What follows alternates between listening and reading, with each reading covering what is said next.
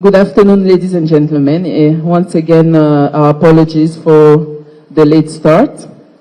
Thank you for coming and waiting. My name is Mami. I'm the Communication Advisor to the Minister of Foreign Affairs of the DRC, and I will be moderating this event. Before we start, I would like to ask... Bon après-midi, mesdames et messieurs. Encore une fois, toutes nos excuses pour le retard. Merci d'être venus et d'avoir patienté. Je m'appelle Mami, je suis la conseillère en communication du ministre des Affaires étrangères de la RDC et je vais animer cet événement. Avant de commencer, je voudrais demander à Madame Terce Kaiwa Wagner, ministre des Affaires étrangères de la RDC, de dire un mot, puis nous passerons aux questions. Avant de poser votre question, levez la main, indiquez votre nom, votre média, puis votre question. Merci beaucoup. Parfait. Encore désolé. Merci beaucoup à tous d'être ici. Et surtout, merci pour votre patience. Mes excuses pour notre retard. Je suis sûr que certains, peut-être beaucoup d'entre vous, ont suivi les événements de la journée et comme vous pouvez le constater, ça a été une journée très riche, avec une série de réunions. Malheureusement, cela a rendu difficile le respect du timing ambitieux que nous avions fixé pour cet échange. Cependant, encore une fois, je vous remercie tous d'avoir été si patients. Je crois que tout cela était nécessaire et que ces réunions étaient très utiles et fructueuses. Comme je l'ai dit, nous avons commencé aujourd'hui par la signature de l'accord de paix entre la RDC et le Rwanda. Une réunion à laquelle ont assisté, au-delà des États-Unis, notre hôte, des représentants du Qatar, du Togo et de l'Union africaine, montrant que les efforts pour la paix en RDC et dans la région des Grands Lacs ne concernent pas seulement quelques acteurs, mais de nombreux intervenants qui ont investi des efforts soutenus au cours des derniers mois, et pour certains, des dernières années, pour nous aider à naviguer dans ces eaux troubles. Après cette signature, nous avons eu une courte réunion bilatérale au niveau du sous-secrétaire au département d'État, suivie d'une rencontre avec son Excellence, le président Donald J. Trump, à la Maison-Blanche, qui a également été une occasion pour nous de réitérer notre gratitude et nos remerciements pour le leadership exceptionnel et la détermination qui ont caractérisé l'engagement des États-Unis dans cette cause. Je pense qu'il est assez impressionnant de voir qu'en quelques semaines, nous avons réalisé des progrès aussi spectaculaires sur une question qui, comme vous le savez tous, tourmente la région depuis des décennies. Comme je l'ai dit dans mes remarques et dans mon discours, le travail commence maintenant. Nous avons signé un accord, nous nous sommes engagés à atteindre des objectifs ambitieux, des objectifs élevés, si je puis dire. Mais le véritable test sera bien sûr lorsque la réalité commencera, lorsque nous devrons commencer à mettre en œuvre cet accord et nous assurer que nous honorons nos engagements respectifs. C'est donc la prochaine phase que nous envisageons. Comme je l'ai dit, la RDC, le pays qui a le plus souffert, dont les citoyens ont le plus souffert, est plus que jamais déterminé à tenir sa part du marché. Cela étant dit, j'ai hâte d'entendre vos questions et d'avoir une conversation fructueuse avec vous. Merci, merci beaucoup, Votre Excellence. Nous pouvons commencer avec les questions. Veuillez lever la main, indiquer votre média et poser votre question. S'il n'y a pas de questions, bonjour, Madame la Première ministre, ravi de vous revoir. Pas une question, juste pour dire merci pour ce que vous avez fait. Il y a quelques mois, je vous ai vu, vous étiez épuisé, voyageant de New York à Washington pour conclure cet accord de paix. Alors merci, nous vous soutenons. Le président Trump vous soutient. Et je veux juste dire, de la part du peuple américain à la RDC, nous sommes derrière vous. Merci. Merci beaucoup, Votre Excellence. Je m'appelle Franklin Katunda. Je suis avec RGTV, Réseau Congolais Américain, basé à Dallas-Fort Worth. Merci pour cette journée historique. Nous sommes reconnaissants pour tout ce que vous avez fait en tant que ministre des Affaires étrangères. La question que j'ai, et c'est celle que beaucoup de jeunes posent ici en Amérique, dans la diaspora, à Goma, à Kinshasa et ailleurs, est quand et comment allons-nous mettre en œuvre cet accord et tout ce qui a été décidé aujourd'hui? Parce que la plupart des gens ne savent pas ce qu'il contient. Et quand ils le sauront, ils veulent savoir quand les troupes rwandaises seront renvoyées là où elles doivent être. Merci. Merci. Prochaine question. Elle va répondre à plusieurs questions à la fois. Merci, Votre Excellence. Beaucoup de gens se demandent si le gouvernement congolais a bien compris ce que dit exactement l'accord, car certains disent qu'il semble y avoir quelque chose de caché. Merci. Une dernière question. Merci beaucoup, ministre. Benjamin Alvarez, de Deutsche Welle. Pouvez-vous nous dire quel rôle le Qatar a joué dans ces négociations de paix? Nous savons quel rôle jouent les États-Unis, mais pourriez-vous nous donner un aperçu du rôle qu'ils ont joué? Merci beaucoup. D'accord, tout d'abord, merci beaucoup pour ces questions. Je vais commencer par la première, qui est tout à fait légitime. Il y a bien sûr beaucoup de curiosité, beaucoup d'attentes, surtout de la part de nos compatriotes qui vivent encore sous occupation. Tout d'abord, quand l'accord sera-t-il mis en œuvre? L'accord entre en vigueur dès sa signature. Je pense qu'il est très important de dire que, lorsque nous affirmons que le travail commence maintenant, il a véritablement commencé. Nous ne parlons pas d'un accord qui doit être mis en œuvre ou entrer en vigueur à une date indéterminée. Les obligations commencent dès que les signatures ont été apposées sur le document. Concrètement, qu'est-ce que cela signifie? Je sais qu'il y a des attentes très spécifiques.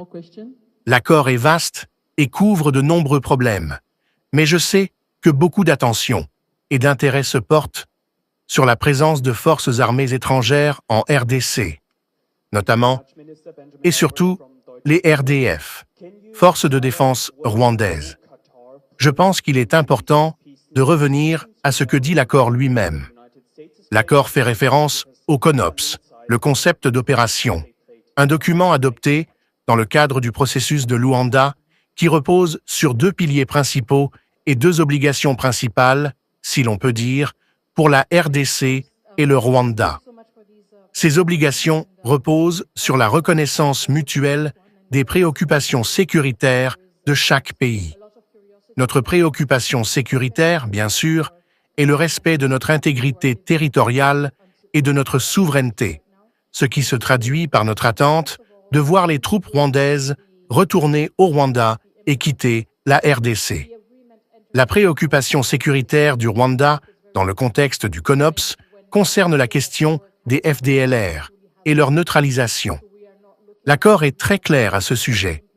Concernant la question des troupes rwandaises et leur présence en RDC, nous parlons d'un désengagement ou, comme le Rwanda l'appelle, de la levée de ces mesures défensives, qui doit être mise en œuvre dans le cadre du CONOPS. Le CONOPS prévoit, selon une approche séquentielle, le retrait des troupes ainsi que des opérations et des efforts pour neutraliser les FDLR. Comme je l'ai dit, l'accord entre en vigueur dès sa signature et des mécanismes sont prévus pour s'assurer que les paroles soient un suivi d'action. Différents mécanismes seront rapidement mis en place pour garantir que le Rwanda, la RDC, ainsi que les pays accompagnateurs et facilitateurs soient impliqués pour assurer que tous soient tenus responsables de la mise en œuvre de ce CONOPS et plus concrètement du retrait des troupes ainsi que de la neutralisation des FDLR. La deuxième question concerne la compréhension exacte de ce que dit l'accord. Bonne nouvelle. L'accord a été publié sur le site du département d'État. Dans les prochains jours, tout le monde dévoilera ses talents d'analyste de l'accord de paix et nous aurons toutes sortes d'interprétations. Je pense qu'un aspect clé pour garantir la responsabilité mutuelle est de s'assurer qu'il y a de la clarté sur ce à quoi les parties se sont engagées. Vous ne pouvez pas être tenu responsable si ce à quoi vous vous êtes engagé reste secret. Il y a donc d'abord l'opportunité de lire ce que dit exactement l'accord et les différents aspects qu'il couvre. Il traite des questions clés et des préoccupations qui ont émergé, comme la sécurité, le désengagement des forces, la neutralisation des FDLR, ainsi que des mécanismes pour s'assurer que les engagements soient respectés. La question du processus de Doha et de l'M23 est également abordée, ainsi que des aspects liés à l'intégration régionale, de manière introductive. Concernant le rôle du Qatar, comme je l'ai mentionné dans mes remarques cet après-midi lors de la signature, le Qatar a joué un rôle central lorsque nous avons atteint une impasse. Nous avions eu une série de réunions, parfois difficiles mais fructueuses, dans le cadre du processus de Luanda. Nous étions très proches de la signature d'un accord, mais une rupture des discussions, suivie d'une détérioration dramatique et rapide de la situation sécuritaire et humanitaire, en particulier dans les provinces du Nord Kivu et du Sud Kivu, a conduit à une impasse. Le Qatar a joué un rôle clé en créant une plateforme propice à un nouvel engagement au plus haut niveau, utilisant ses canaux d'accès aux deux chefs d'État pour relancer le dialogue, ce qui a marqué un tournant significatif. Au-delà de cela, le Qatar a été très engagé dans les discussions entre le gouvernement congolais et la FCM 23, reconnaissant la complexité de la situation sécuritaire dans l'est de la RDC, qui dépasse les frontières de notre pays et est liée à nos relations bilatérales avec le Rwanda. Cette question, nous l'espérons, est maintenant réglée avec l'accord. Cependant, d'autres dynamiques, comme la présence et l'activisme de l'M23, devaient également être abordées, et le Qatar est resté engagé pour aider à trouver une solution durable à la crise. Merci, Votre Excellence, pour le travail que vous faites au nom de notre pays. Je m'appelle Claude Kim, ancien président de la communauté congolaise de Washington. Ma question est, que se passera-t-il si l'accord est violé par le Rwanda? Quelles conséquences encourront-ils? Merci. Ce n'est pas la première fois que le Rwanda et la RDC signent un accord pour un mécanisme conjoint de vérification. Nous savons que par le passé, le Rwanda a envoyé des militaires pour des opérations, mais cela n'a pas mis fin au conflit. Qu'est-ce qui sera différent cette fois-ci? Et quelle garantie avons-nous que cela mettra vraiment fin au conflit? De plus, vous n'avez pas parlé aujourd'hui de la partie économique de l'accord. Pouvez-vous nous dire quelle sera cette partie économique et quand elle sera décidée? Merci. Pour répondre à ces deux premières questions, qui sont assez similaires, que se passera-t-il si l'accord est violé par le Rwanda et qu'est-ce qui est différent cette fois-ci? Nous avons eu une réunion très fructueuse à la Maison-Blanche aujourd'hui, et il était très clair, grâce à l'engagement démontré par les États-Unis tout au long de ce processus, que l'une des grandes différences avec cet accord est que nous avons un facilitateur, une partie qui soutient cet accord et qui est déterminée à le voir se concrétiser et à nous tenir responsables. La question de savoir ce qui se passera si l'accord est violé par le Rwanda est tout à fait légitime du point de vue congolais, mais c'est un accord contraignant pour toutes les parties, y compris la RDC. Nous serons tous tenus aux mêmes normes. C'était l'un de mes messages clés au président Donald J. Trump aujourd'hui à la Maison-Blanche. Merci et félicitations pour avoir rendu cela possible, mais restez engagés, car c'est précisément cette traction politique qui est nécessaire pour nous tenir tous responsables. Cela peut être l'une des différences de cet accord. Un pays qui a décidé de mettre tout le poids de son appareil diplomatique pour s'assurer que l'accord produise quelque chose de tangible.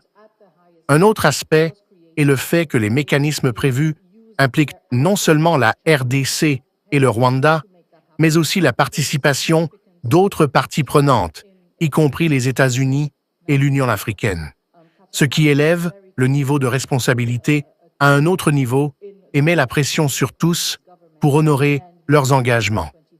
Concernant les accords économiques, nous n'en avons pas parlé aujourd'hui, car l'accord de paix ne contient pas de dispositions économiques ou minières.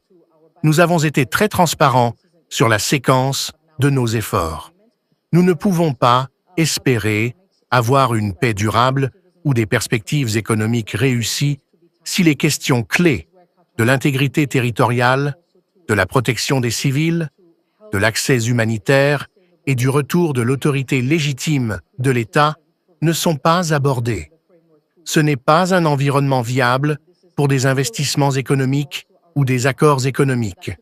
Nous nous concentrons d'abord sur la restauration de l'autorité de l'État, sur la fin des hostilités, sur la reprise du contrôle total de notre territoire souverain. Ensuite, bien sûr, comme partout ailleurs, des affaires peuvent se faire, des contrats économiques peuvent être signés. Mais avant tout, nous devons nous assurer que ces aspects soient pris en compte et matérialisés.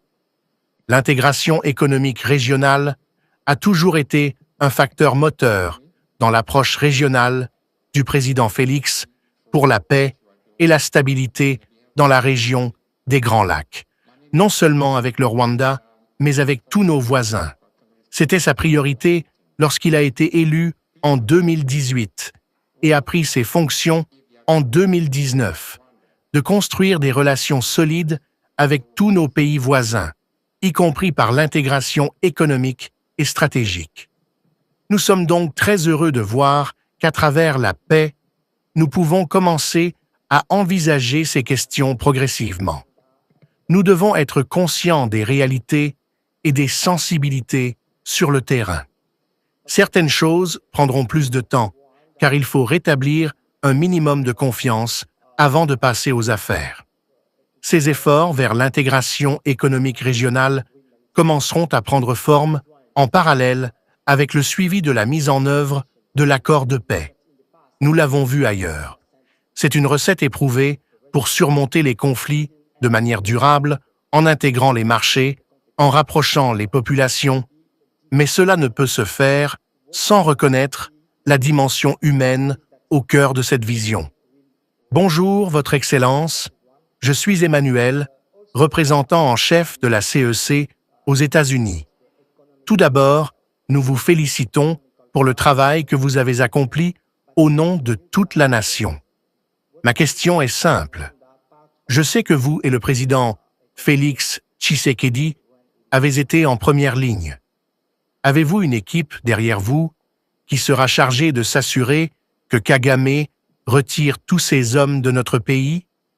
Avez-vous une équipe que vous construisez pour faire cela, pour être évaluée sur cela, afin que nous puissions garantir que les Américains qui nous aident ne seront pas ceux qui mettront cela en œuvre, mais que nous veillerons à ce que Kagame retire ses troupes de notre pays?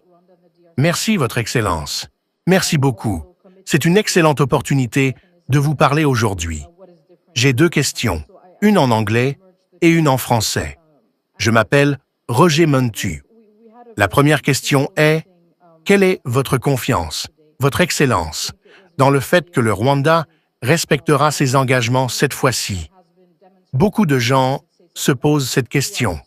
Et après tout ce que vous avez vécu aujourd'hui à la Maison-Blanche et au département d'État, quelle est votre confiance à ce sujet? Ma question en français. Madame la ministre, je voulais revenir sur ce que vous avez dit plus tôt.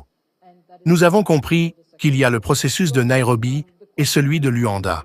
Mais maintenant qu'il est combiné avec ce que nous avons ici en Amérique, la question est la suivante. Le Rwanda a été accusé par le Congo d'avoir fait entrer les RDF avec l'M23 sur notre territoire. Ce que nous ne savons pas, c'est si cet accord traite également du fait que le Rwanda a fait entrer les RDF sur le territoire congolais et s'ils accompagneront l'M23. Ce sont deux processus différents. et nous essayons de comprendre comment nous allons faire sortir les troupes RDF du Congo si elles sont toutes déguisées avec les mêmes uniformes que l'M23. C'est une question complexe.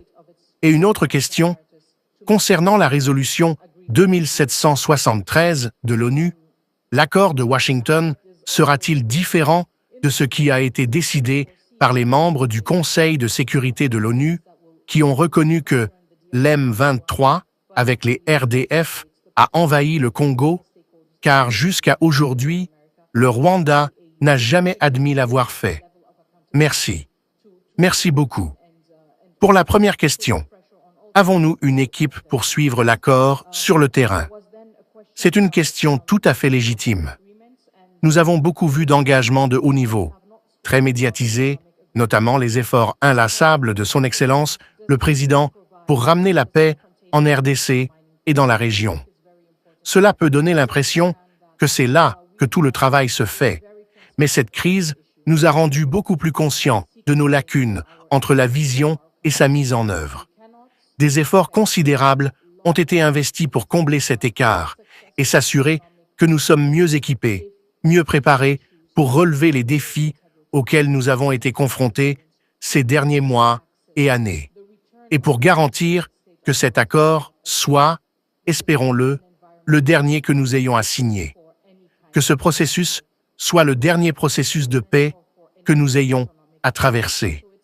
Des efforts considérables ont été investis, et il est normal que l'attention se porte sur les grandes figures, mais c'est toujours un effort d'équipe. Vous avez un visionnaire et ceux qui exécutent cette vision. Cet accord monumental signé à Washington repose sur les épaules d'une équipe dévouée qui a travaillé sans relâche ces derniers mois, dont certains membres sont ici aujourd'hui. Oui, je peux dire avec confiance que nous avons les gens sur le terrain, les équipes nécessaires et surtout la détermination pour mener cela à bien.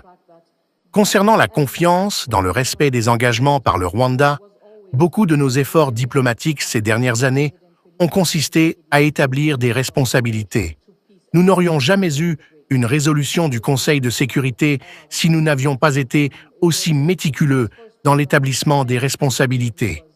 Cet accord met en place des mécanismes pour tenir toutes les parties responsables.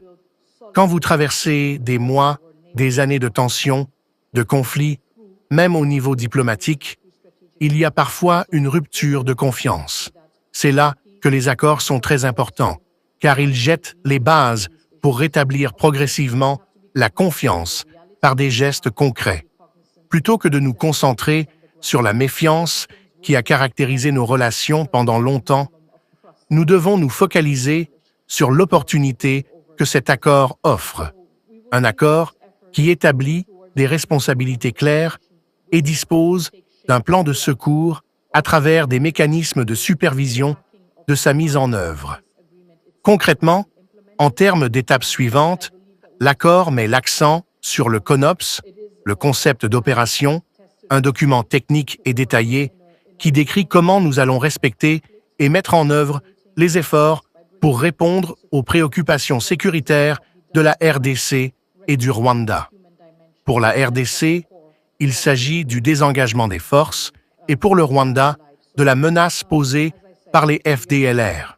C'est l'étape la plus imminente, avec la mise en place d'un mécanisme conjoint de coordination sécuritaire pour superviser la mise en œuvre de ce CONOPS. Concernant la distinction entre RDF et M23 sur le terrain, pour s'assurer que nous puissions distinguer qui est qui et éviter une situation où certaines forces prétendraient appartenir à un autre groupe. Cela met en lumière la forte corrélation entre les deux processus. Le processus de Washington, où l'accord a été signé aujourd'hui, et le processus de Doha, qui traite spécifiquement de l'M23. Nous avons fait des progrès importants dans ces pourparlers, et nous espérons tirer parti de l'élan d'aujourd'hui pour conclure un accord. Grâce à ces deux accords, nous aurons une convergence et une capacité à établir des moyens de traiter avec les deux groupes respectifs. offrant une plus grande transparence et permettant de distinguer clairement quels éléments appartiennent à quelle force. Félicitations, Votre Excellence, pour les efforts qui ont conduit à la signature de cet accord. Je m'appelle Rachel, Dr Rachel Wanda. J'ai quelques questions. Comment l'accord répondra-t-il aux besoins et préoccupations spécifiques des femmes et des filles affectées par le conflit? Comment les voix des femmes seront-elles incluses dans la mise en œuvre et le suivi de l'accord? Et comment l'accord abordera-t-il la question de l'impunité pour les groupes responsables de crimes de guerre comme l'M23 et quelles mesures seront prises pour les tenir responsables? Merci beaucoup. Merci pour ces questions très pertinentes. La question des besoins spécifiques des femmes et des filles, ainsi que l'assurance que leur voix soit incluse dans la mise en œuvre de l'accord, est cruciale. Nous ne pouvons envisager une paix durable si elle exclut ceux qui ont porté le plus lourd fardeau de la guerre. Ces questions sont couvertes, en particulier dans les chapitres sur l'accès humanitaire, la protection des civils et le retour digne des déplacés internes et des réfugiés. Cela peut ne pas être au niveau de détails granulaires que l'on pourrait espérer, mais l'accord contient des dispositions claires à cet égard. Lors de la mise en œuvre concrète, il y aura beaucoup de place pour structurer des comités, des mécanismes pour s'assurer que les voix des femmes et des filles soient entendues, notamment dans le retour digne des réfugiés, en collaboration avec le gouvernement congolais, les autorités locales et coutumières et les communautés locales. Concernant l'impunité, c'est une question extrêmement pertinente. Beaucoup de progrès ont été réalisés en parallèle du processus de paix de Washington. L'accord intègre l'esprit de la justice, mais des avancées importantes ont été faites à côté. Le Conseil des droits humains des Nations unies a décidé d'envoyer une commission d'enquête indépendante dans l'est de la RDC pour établir les faits sur les violations des droits humains et du droit international humanitaire perpétrés ces dernières années. C'est un signal important, même s'il n'est pas pleinement reflété dans l'accord. De plus, la Cour africaine a jugé recevable la plainte de la RDC concernant la violation de son intégrité territoriale par le Rwanda. Souvent, tous les éléments contribuant à la paix ne sont pas contenus dans un seul instrument.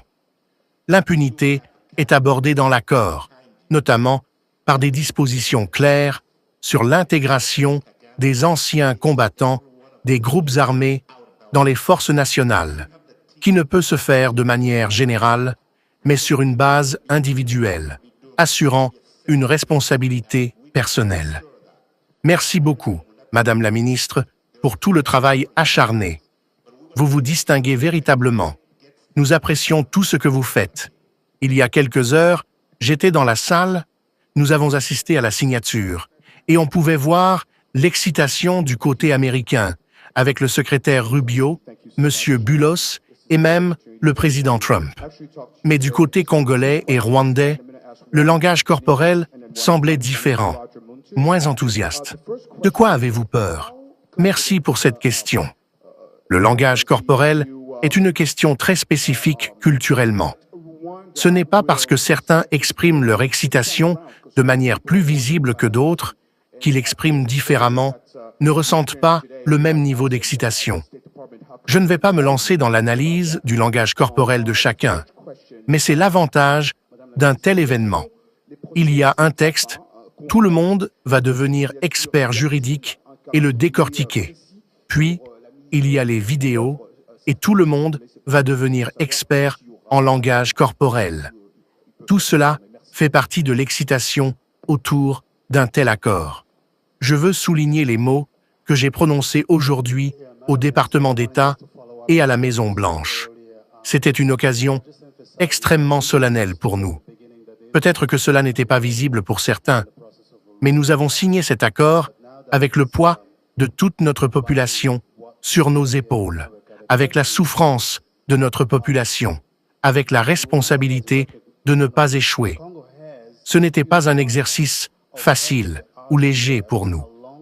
nous sommes très conscients du fardeau et de la responsabilité historique qui nous incombe, et nous ferons de notre mieux pour relever ce défi, sans chercher à satisfaire la curiosité ou les attentes de certains observateurs sur la manière dont nous devrions nous comporter ou signaler à travers notre langage corporel.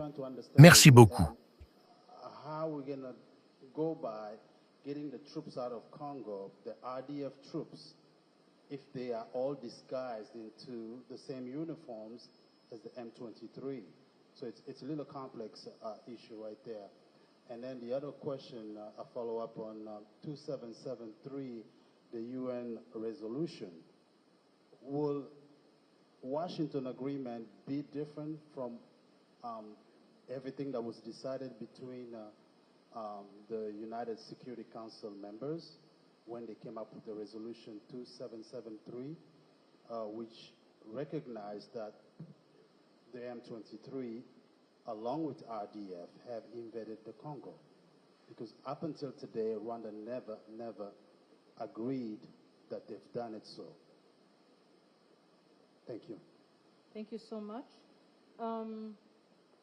So the first question, do we have a team to follow up on the agreement on the ground? And I think it's a totally legitimate question. I think what we have seen a lot of is our very high-level engagements, of course, and they have been much more covered in the media.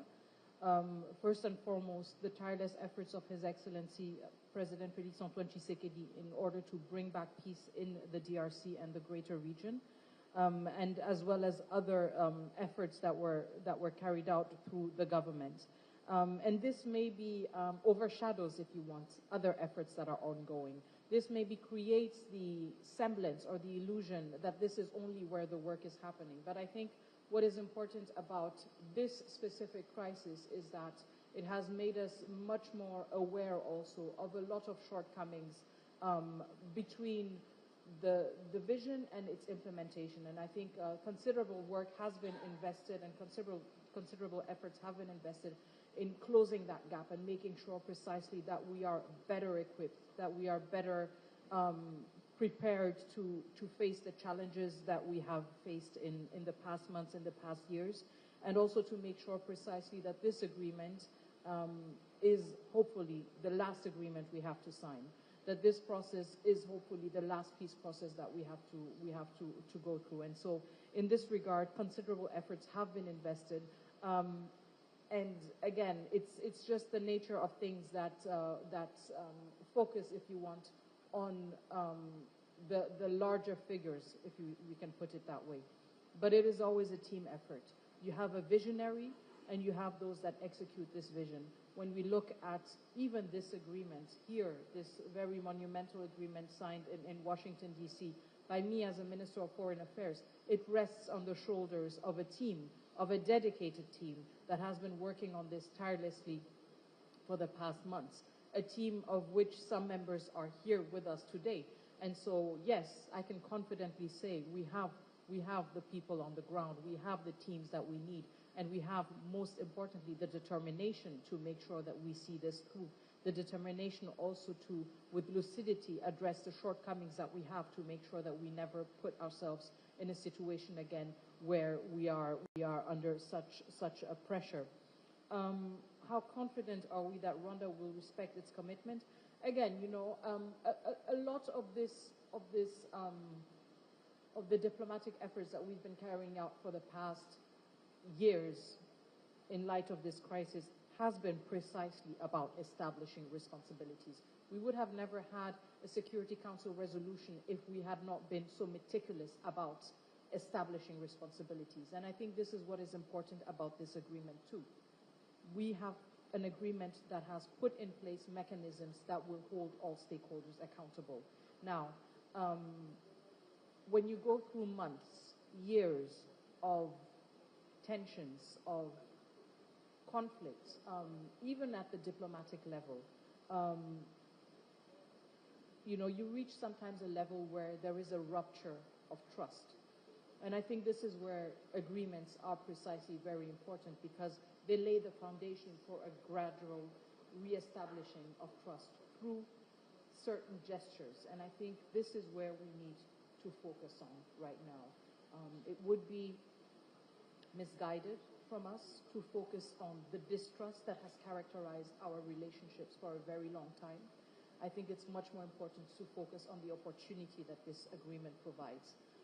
An agreement that establishes clear responsibilities, but also has a backup plan through mechanisms that supervise its implementation. So I would rather turn it around and focus on the opportunity at the moment and not fall back, if you want, in the trap of mistrust that at times has characterized our relationships with Rwanda. Concretely, in terms of next steps, I think one of the key aspects that the agreement focuses on is precisely the element of the CONOPS. So the concept of operations, which foresees in a very, because it is a concept of operations, so it is a very technical and detailed document that breaks down precisely how we want to go about respecting and implementing efforts towards the security concerns of the DRC and of Rwanda. In the case of the DRC, as I said, it's about the disengagement of forces, and the CONOPS breaks it down in a very elaborate manner. And in the case of Rwanda, it's the question of the threat posed by the FDLR. So I think this is the most imminent next step. Of course, this goes hand in hand with the team that will be put in place to supervise. So the Joint Security Coordination Mechanism, if that's the right acronym, exactly, which will be put in place. So I think that is one of the most imminent next steps. It's precisely putting this team together that will pave the way towards monitoring the implementation of this CONOPS. The question of the distinction of RDF and M23 on the ground. So when we're looking at a disengagement of forces, as you said, and making sure that we are in a capacity to distinguish which are which, and not find ourselves in a situation, if I understand you correctly, whereby some forces would pretend to belong to another. I think here this highlights very clearly the strong correlation between the two processes. If you want, we can call one the Washington process, where we have had the signature of the agreement today, and on the other hand, the Doha process, because the Doha process precisely tackles the issue of the M23.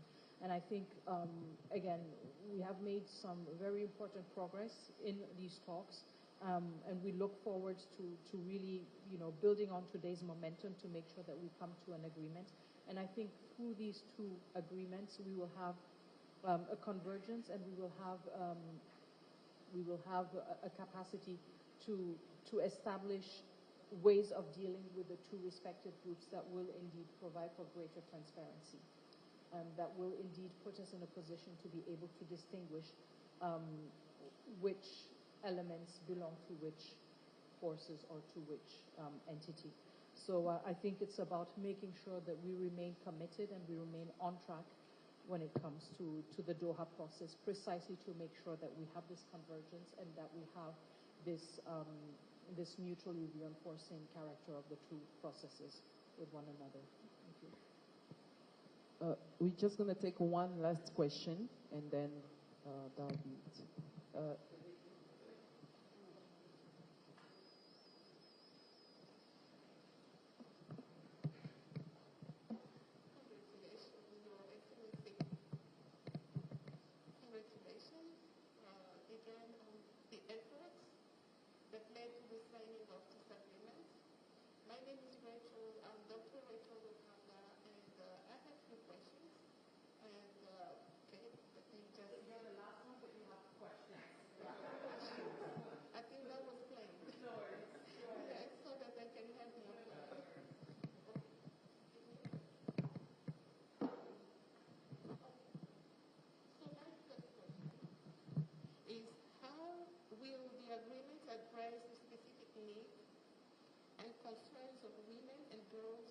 Affected by the conflict.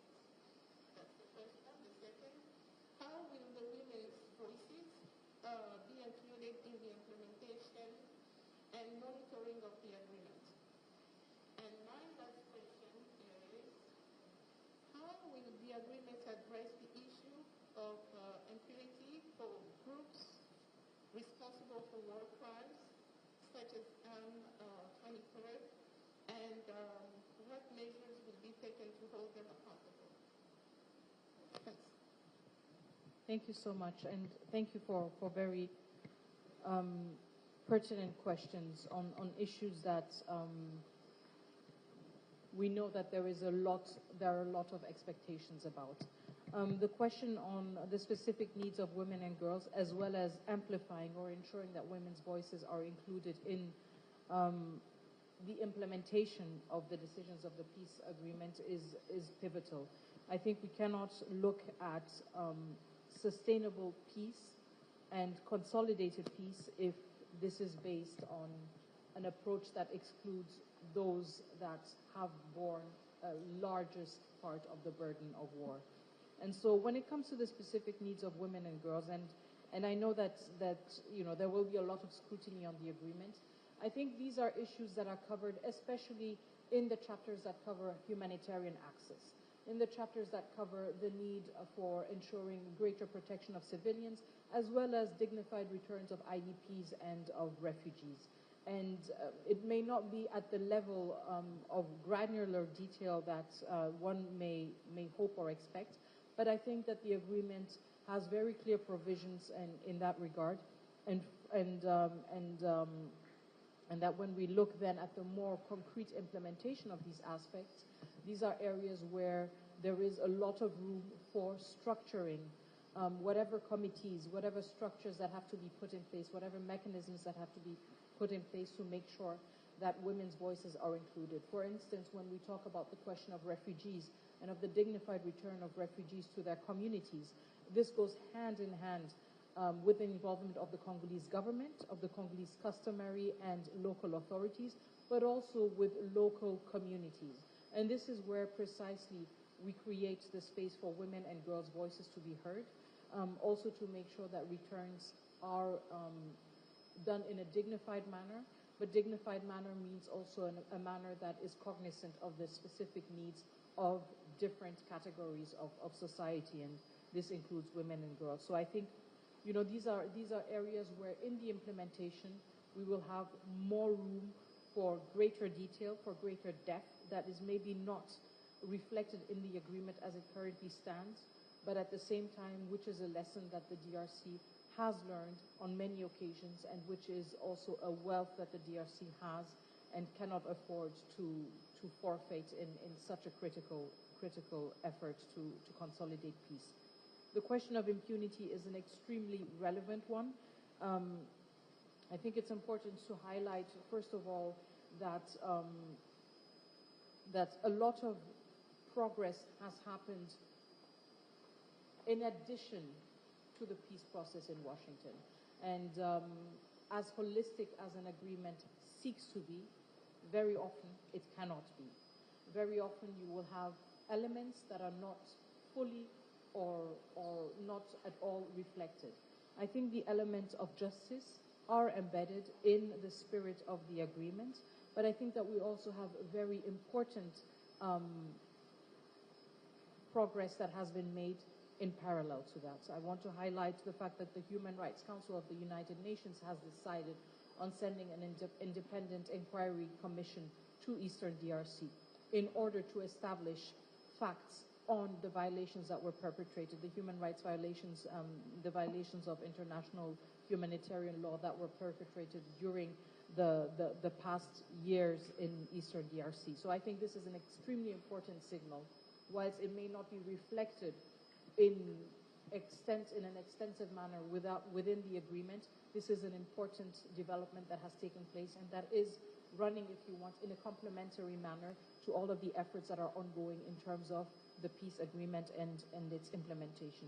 In addition to that, there's also the recent decision of the African courts to consider as receivable the DRC's complaint on the violation of its territorial integrity by Rwanda. So I think what we see and what we have seen in other conflicts is that not all elements that contribute to peace and to sustainable peace are always embedded within one sole instrument. You very often have other tracks that are convergent to these efforts and that complement it. And I think the issue of impunity is one of these issues where we see a lot of traction in other settings and a lot of encouraging signs. Nonetheless, I think the agreement is also very explicit on the issue of the possibility or the conditions of integration of former armed groups combatants in national forces. And it is very clear on the fact that this is not an issue that can be dealt with in a blanket manner. So a case-by-case analysis. And this means individual accountability. This means making sure that we do not proceed in a manner which has been done in the past and unfortunately has cost us immensely, whereas we reward, if you want, rebellion, we reward taking up arms with certain privileges without taking into account what individuals have made themselves culpable of. And I think this is an extremely important aspect that is duly reflected in the agreement. So, as I said, there are key elements of impunity and the fight against impunity that are within the agreement. And at the same time, we're also very encouraged and emboldened to see that there are a lot of efforts, spearheaded also by local civil society organizations, that push towards a more robust stance on the fight against impunity and also the accountability for grave human rights violations that have been documented in Eastern DRC. No, please, no. We're just going to take one really last question. And no repeat offenders. So you already had so many questions. We'll hear a voice we haven't heard yet. I'm just making an executive decision. Thank you very much. Mwana Sugaliaga Mingi. Yes. Madam Minister, thank you very much for all the hard work. I think you distinguish yourself out of the box. We appreciate all your work and keep on doing what you do. A few hours ago, I was in a room. We witnessed a signature, and you could see the excitement on the American part. You see Secretary Rubio, Mr. Boulos, even the President Trump, when you talk about this agreement, he's so excited. But when you look at the other part, the two other parts, the Congolese part and the Rwandese part, the body language was kind of, you didn't have the same excitement than the American part. What are you afraid of? And so thank you for that question. I think body language is a very, first of all, culturally specific issue.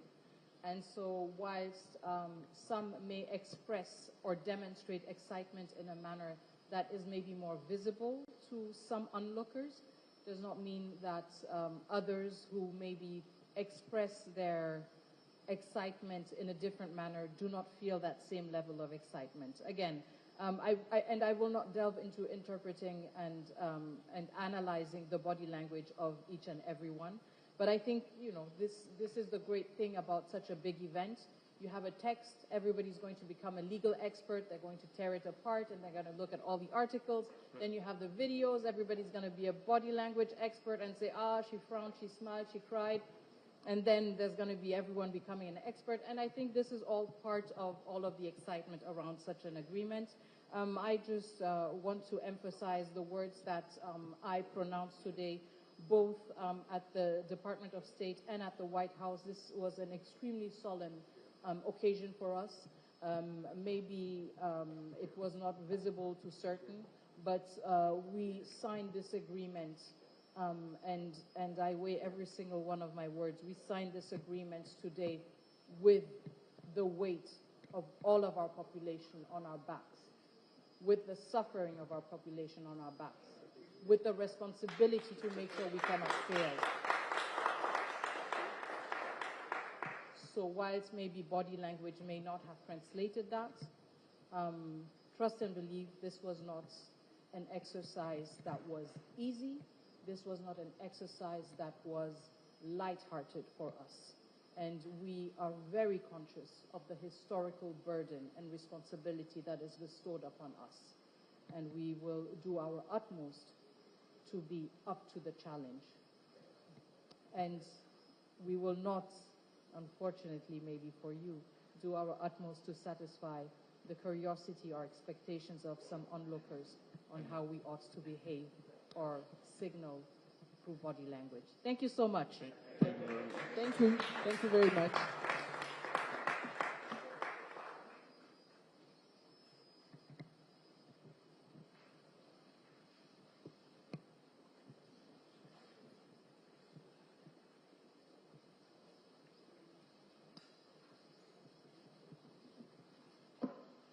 Merci beaucoup d'être passé, d'être venu assister à cette conférence de presse.